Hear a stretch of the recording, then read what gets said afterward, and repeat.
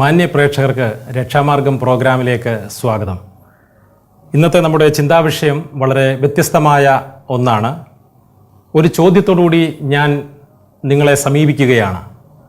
നിങ്ങൾ ഏത് ലെൻസിൽ കൂടിയാണ് ജീവിതത്തെ കാണുന്നത്? ഇത് വളരെ പ്രധാനപ്പെട്ട ഒരു ചോദ്യമാണ്. നമുക്ക് ജീവിതത്തെ അളക്കുന്നതിനും വിലയിരുത്തുന്നതിനും നിരവധി ലെൻസുകൾ ഉപയോഗിക്കുവാൻ കഴിയും. എന്നാൽ ഈ ചോദ്യത്തിൻ്റെ ഉത്തരം എങ്ങനെ ആയിരിക്കുന്നുവോ അതിനെ അടിസ്ഥാനമാക്കിയായിരിക്കും നമ്മുടെ ഭാവി വിധി എഴുതപ്പെടുന്നത്. ഒരു ചെറിയ ട്രൂ സ്റ്റോറി പറഞ്ഞുകൊണ്ട് ഈ വിഷയത്തിലേക്ക് പ്രേക്ഷകരുടെ ശ്രദ്ധ ക്ഷണിക്കുകയാണ്. ഒരിക്കലൊരു വ്യക്തി ദന്തിസ്റ്റിനെ കാണുന്നതിന് വേണ്ടി ഒരു ദന്തിസ്റ്റിൻ്റെ സ്ഥലത്തേക്ക് പോവുകയുണ്ടായി. അവിടെ ചെന്ന് തൻ്റെ പല്ലിൻ്റെ ജോലികളെല്ലാം ചെയ്തുകൊണ്ടിരിക്കുന്ന സമയത്ത് ജോലി കഴിഞ്ഞ് അദ്ദേഹം വീട്ടിലേക്ക് പോകുവാൻ വേണ്ടി ഒരുങ്ങി അദ്ദേഹം തൻ്റെ കയ്യിലുണ്ടായിരുന്ന ഗ്ലാസ് എടുത്ത് കണ്ണിലിട്ട് അദ്ദേഹം ഭവനത്തിലേക്ക് പോവുകയാണ്. ഭവനത്തിലേക്ക് ചെന്ന് കഴിഞ്ഞപ്പോൾ അദ്ദേഹത്തിന് ഒരു കാര്യം മനസ്സിലായി. തനിക്ക് ലഭിച്ചിരിക്കുന്ന പ്രിസ്ക്രിപ്ഷൻ ഒന്ന് നോക്കേണ്ടത് ആവശ്യമാണ്. അദ്ദേഹം തനിക്ക് ലഭിച്ച പ്രിസ്ക്രിപ്ഷൻ നോക്കുന്ന ആ സമയത്ത് ഒരു കാര്യം അദ്ദേഹത്തിന് ബോധ്യപ്പെട്ടു. താൻ ഉപയോഗിച്ചിരിക്കുന്ന കണ്ണട വ്യത്യസ്തമായ ഒന്നാണ്. താൻ ഡെന്റിസ്റ്റിന്റെ അടുക്കിലേക്ക് പോകാൻ സമയത്ത് ഉപയോഗിച്ചിരുന്ന കണ്ണടയല്ല, വേറൊരു കണ്ണടയാണ് ഉപയോഗിച്ചിരിക്കുന്നത് എന്നുള്ളത് മനസ്സിലാക്കുവാൻ കഴിഞ്ഞു. കാരണം എന്താണെന്ന് ചോദിച്ചാൽ, അദ്ദേഹം അവിടെ ഡെന്റിസ്റ്റിന്റെ സ്ഥലത്ത് ചെന്നപ്പോൾ ആ ജോലി ചെയ്യുവാൻ വേണ്ടി ഡെന്റിസ്റ്റ് ഒരുങ്ങിയപ്പോൾ തൻ്റെ കണ്ണിൽ വെച്ചിരുന്ന കണ്ണട മാറ്റുകയും എന്നാൽ തിരിച്ചു പോകാൻ നേരത്ത് ഡെന്റിസ്റ്റ് ആ സ്ഥലത്ത് വർക്ക് ചെയ്തുകൊണ്ടിരുന്ന വേറൊരാളുടെ കണ്ണട അദ്ദേഹത്തിൻ്റെ കയ്യിൽ കൊടുക്കുകയും ചെയ്തു. അത് ഉപയോഗിച്ചുകൊണ്ട് അദ്ദേഹം വീട്ടിൽ പോവുകയും ചെയ്തു. അപ്പോൾ ഒരു കാര്യം ബോധ്യപ്പെട്ടു. തൻ്റെ കണ്ണട മാറിയതാണ് കാരണം. തിരികെ അദ്ദേഹം ഡെന്റിസ്റ്റിന്റെ അടുക്കൽ വന്നു. അദ്ദേഹത്തിൻ്റെ കണ്ണട തന്നെ ചോദിച്ചു വാങ്ങി. അത് ധരിച്ചു കഴിഞ്ഞപ്പോൾ അദ്ദേഹത്തിന് ക്ലിയറായിട്ട് കാണുവാനായിട്ട് സാധിച്ചു. ഇതൊരു ട്രൂ സ്റ്റോറിയാണ്. വളരെ പ്രധാനപ്പെട്ട ഒരു ചിന്തയിലേക്ക് നമ്മുടെ ശ്രദ്ധ ക്ഷണിക്കുന്ന ഒരു സ്റ്റോറി തന്നെയാണ്. ജീവിതത്തിൽ മനുഷ്യർ വിവിധ ലെൻസുകളിൽ കൂടിയാണ് കാണുന്നത്.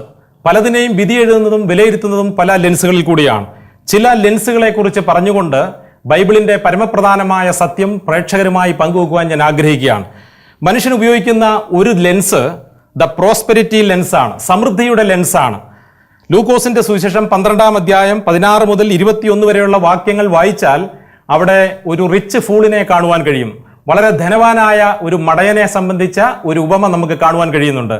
ഒരു ധനവാനായ വ്യക്തിയെക്കുറിച്ചാണ് ആ ഭാഗത്ത് പരാമർശിച്ചിരിക്കുന്നത്. അദ്ദേഹത്തിന്റെ ഭൂമി നന്നായി വിളഞ്ഞു കഴിഞ്ഞപ്പോൾ അദ്ദേഹത്തിന് ഒരു കാര്യം മനസ്സിലായി. തൻ്റെ വസ്തുവകകളും വിളവുകളുമെല്ലാം സൂക്ഷിച്ചു വെക്കുവാൻ തൻ്റെ നിലവിലുള്ള കളപ്പുരകൾ മതിയാവുകയില്ല. അദ്ദേഹം തന്നോട് തന്നെ പറയുകയാണ്, ഇതെല്ലാം പൊളിച്ച് വലിയ കളപ്പുര പണിയണം. അതിനുശേഷമായിട്ട് അദ്ദേഹം പറയുകയാണ്, ഏറിയ ആണ്ടയ്ക്ക് ഞാൻ സ്വരൂപിച്ച് വെച്ചിരിക്കുകയാണ്. തിന്നുക, കുടിക്കുക, ആനന്ദിക്കുക, ഇത് മാത്രമാണ് എന്നെ സംബന്ധിച്ച് ശരി.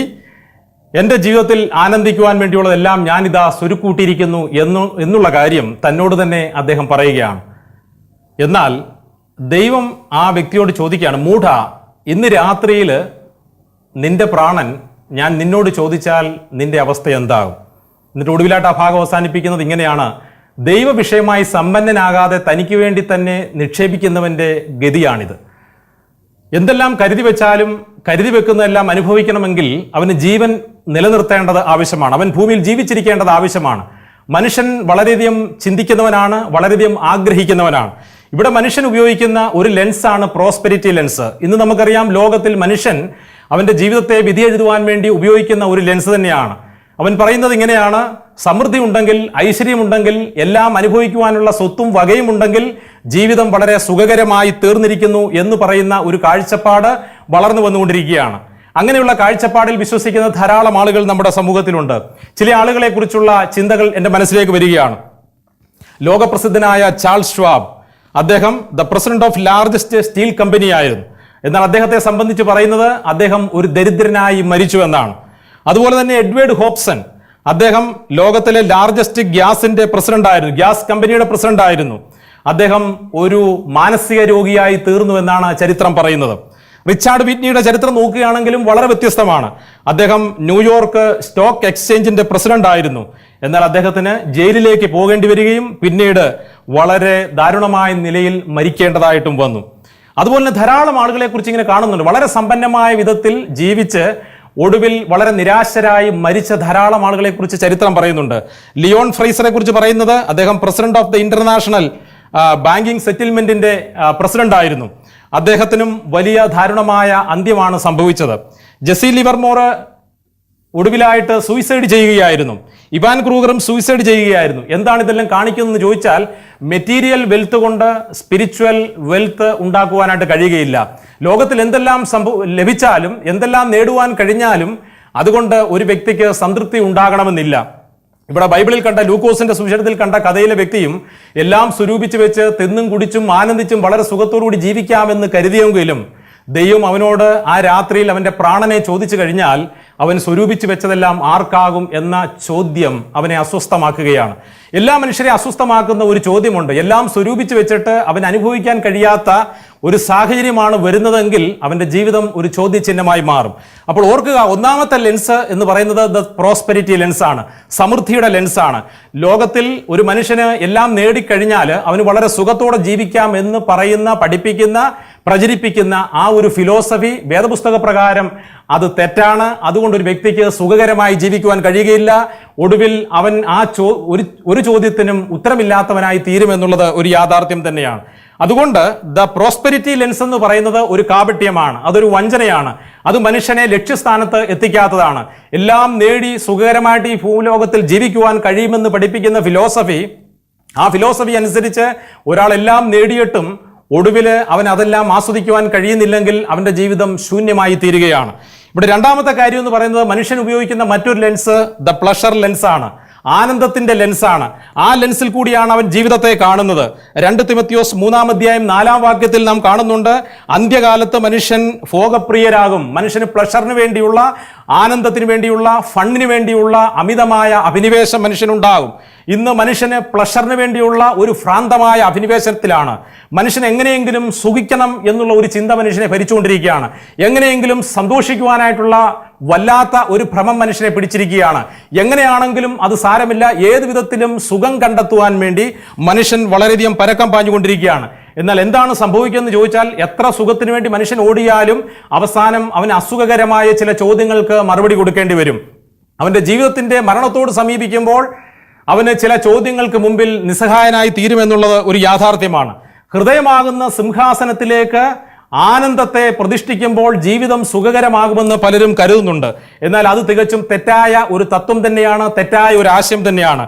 മനുഷ്യന്റെ ജീവിതത്തിന്റെ മുഖ്യമായ കേന്ദ്ര ബിന്ദു, മനുഷ്യന്റെ പ്രധാനപ്പെട്ട ചിന്ത എന്ന് പറയുന്നത് സുഖമാണെങ്കിൽ, സുഖം നേടുന്നതാണ് മനുഷ്യന്റെ പരമപ്രധാനമായ ലക്ഷ്യമെങ്കിൽ, എത്രയോ മനുഷ്യര് സുഖത്തിന് വേണ്ടി ആഗ്രഹിച്ചു, സുഖം അനുഭവിക്കാൻ ആവശ്യമായതെല്ലാം സ്വരൂപിച്ചിട്ട് അവസാനം അവർ തന്നെ പറഞ്ഞിട്ടുണ്ട്, മനുഷ്യന്റെ ജീവിതം എന്ന് പറയുന്നത് സുഖം തേടുവാനായിട്ടുള്ള ഒരു യാത്രയല്ല എന്നുള്ളത്.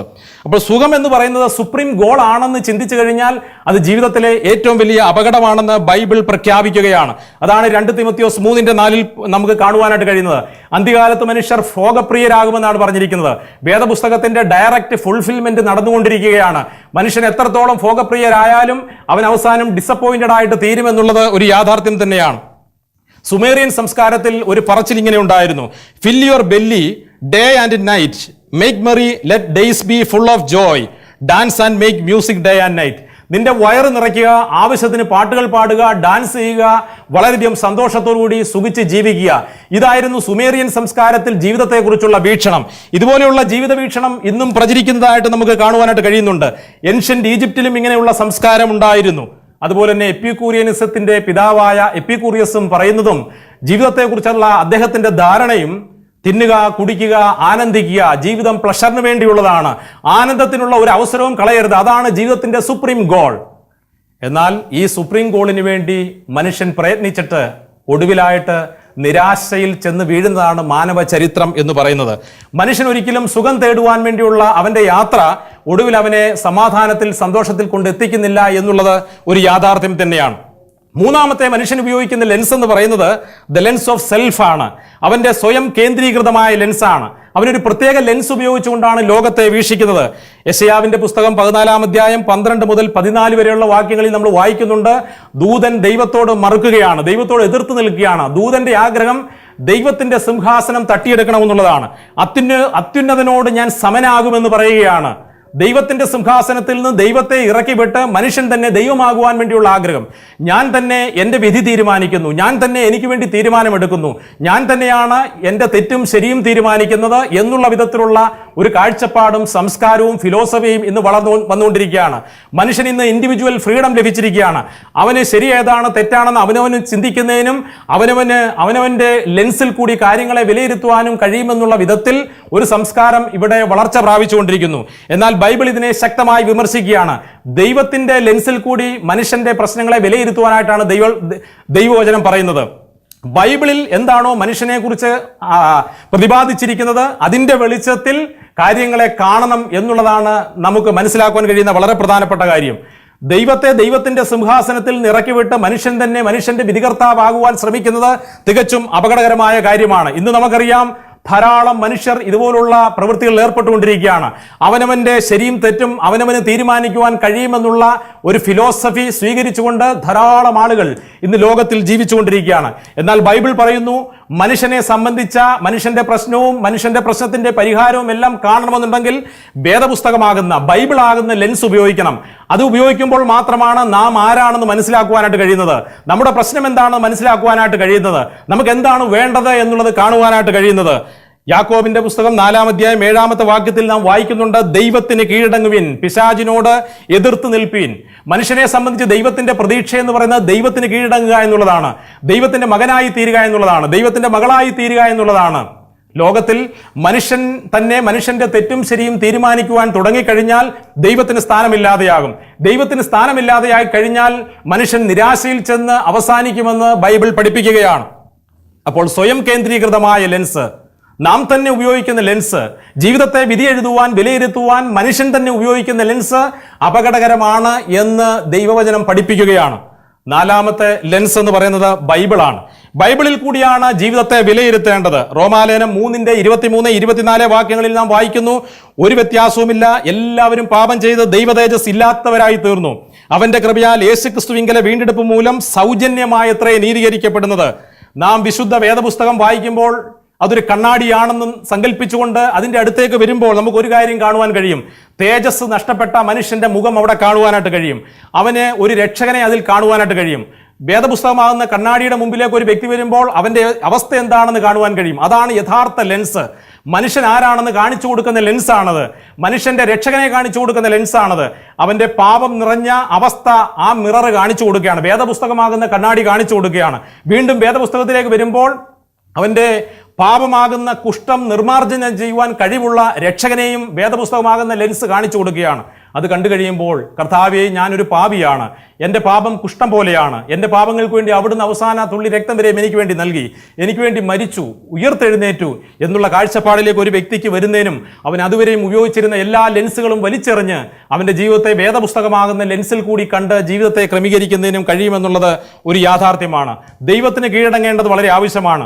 ഒരു ഭീകരവാദി ഒരാളെ തട്ടിക്കൊണ്ടു പോകുമ്പോൾ അവൻ ജീവൻ രക്ഷിക്കുന്നതിന് വേണ്ടി ഭീകരവാദിയുടെ മുമ്പിൽ അവൻ അടിയറവ് പറയാറുണ്ട്.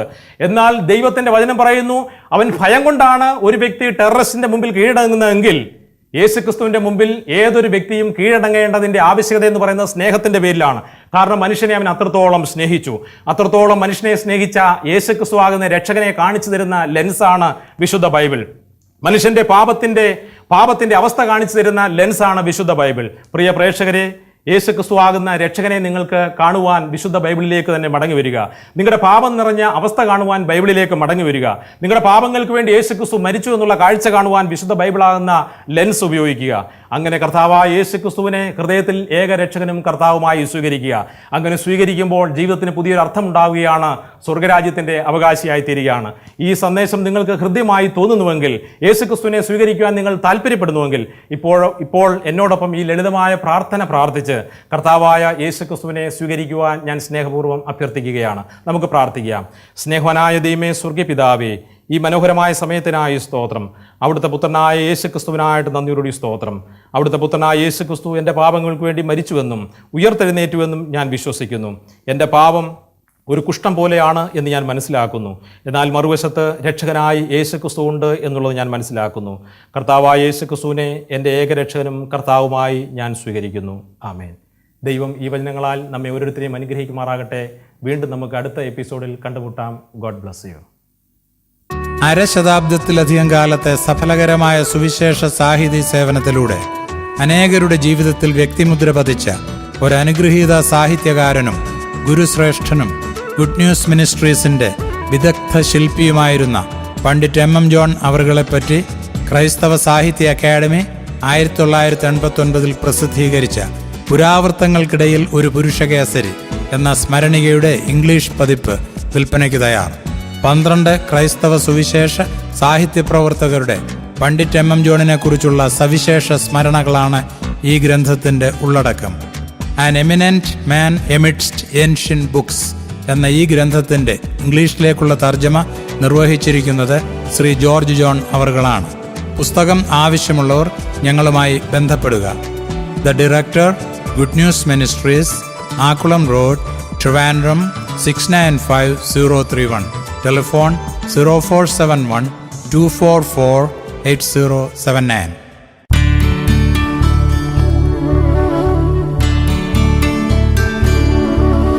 13 വയസ്സിന് മുകളിലുള്ളവർക്കെല്ലാം പ്രവേശനം നൽകുന്ന ഗുഡ് ന്യൂസ് കറസ്പോണ്ടന്റ് സ്കൂളിൽ ഇതുവരെ ഏകദേശം 80,000-ൽ പരം വ്യക്തികൾ രജിസ്റ്റർ ചെയ്യുകയും 10,000-ഓളം വ്യക്തികൾ ഗുഡ് ന്യൂസ് കറസ്പോണ്ടൻസ് കോഴ്സ് പൂർത്തീകരിക്കുകയും ചെയ്തിട്ടുണ്ട്. 10 യൂണിറ്റുകളടങ്ങിയ ഈ പാഠ്യപദ്ധതിയിലെ ഓരോ പഠനഗ്രന്ഥത്തോടുമൊപ്പം പഠിതാക്കൾക്ക് ഉത്തരക്കടലാസുകളും തപാലിൽ അയച്ചു കൊടുക്കുന്നു.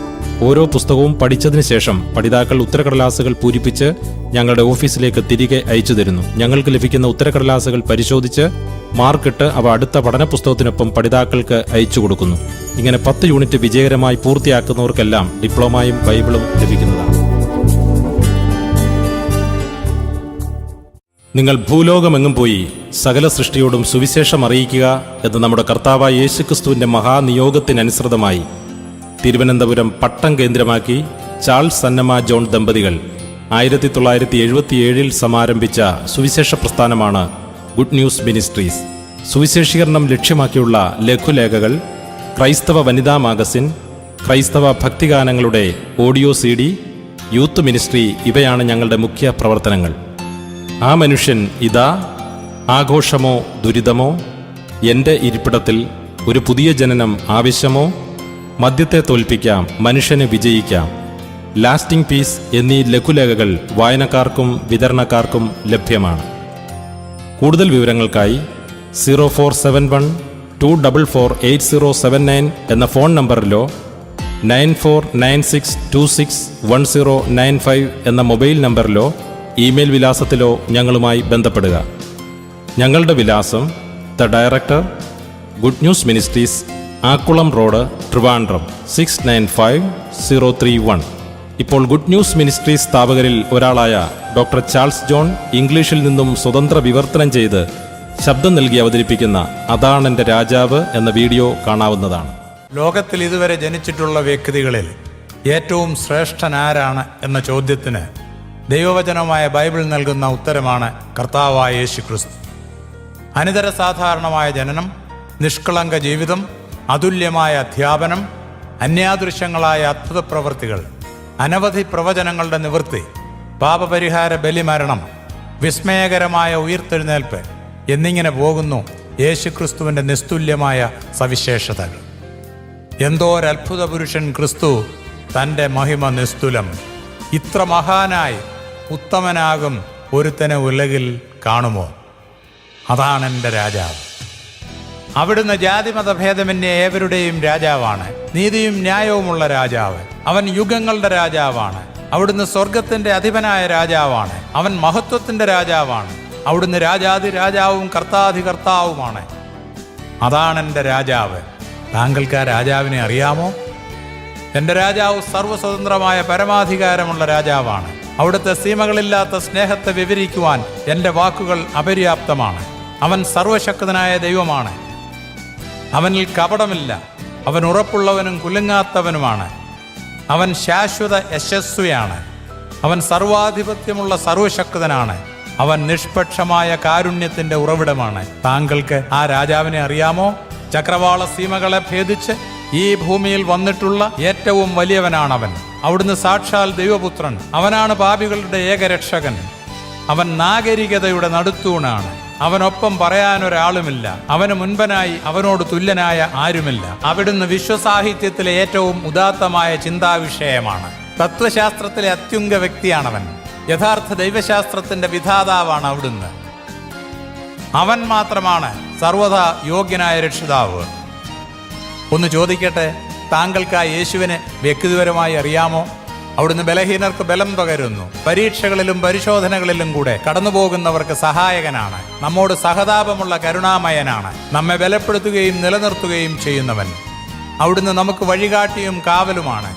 അവിടുന്ന് രോഗികളെ സൗഖ്യമാക്കുന്നു. കുഷ്ഠരോഗികൾക്ക് സൗഖ്യം കൊടുക്കുന്നു. അവിടുന്ന് പാപികൾക്ക് പാപമോചനം കൽപ്പിക്കുന്നു. കടബാധ്യതയുള്ളവരുടെ കടങ്ങൾ ഇളച്ചു കൊടുക്കുന്നു. ബന്ധിതരെ സ്വതന്ത്രരാക്കുന്നു. ദുർബലരുടെ വക്കീലാണവൻ. ശിശുക്കളെ സ്നേഹിക്കുകയും അനുഗ്രഹിക്കുകയും ചെയ്യുന്നവൻ. അഗതികളുടെ സഹായിയാണവൻ. വാർദ്ധക്യത്തിലും കൈവിടാത്തവൻ. സ്ഥിരോത്സാഹിക്ക് പ്രതിഫലം നൽകുന്നവൻ. എളിയവരെ ആദരിക്കുന്നവൻ.